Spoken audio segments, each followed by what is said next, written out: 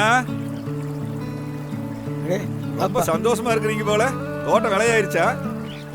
நான் எதுக்கு பண்ற நிலத்தை கொடுக்குறேன் நானே. நீங்க தானே சொன்னீங்க வேலைக்கு ஆள் பத்த மாட்டேங்குது, கிணத்துல தண்ணி கம்மியா இருக்குது, வெள்ளாம பண்ண முடியல, அதனால விற்கிறேன்னு சொன்னதுனால தான் கேட்டேன் நான். விவசாயத்தை உட்பட்டு எனக்கு என்ன தொழில் தெரியும், எங்கே போக சொல்கிறேன். பரம்பரை மண் உட்பட்டு நான் எங்கே போகிறது? அது மட்டும் இல்லாமல் கொடுக்கணும் எண்ணத்தில் தான் நான் இருந்தேன்.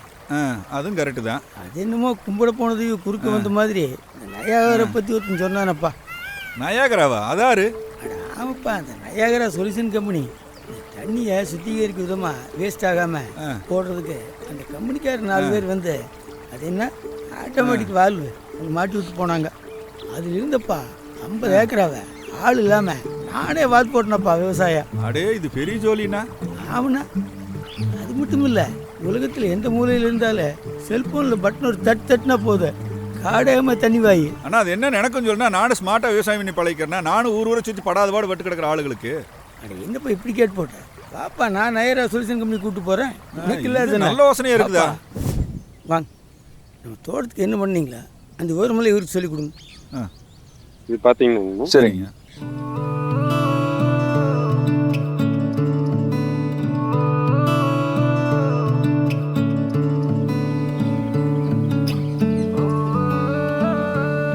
சரிங்கண்ணா, போடலாம், நம்மளுக்கு போடலாம்.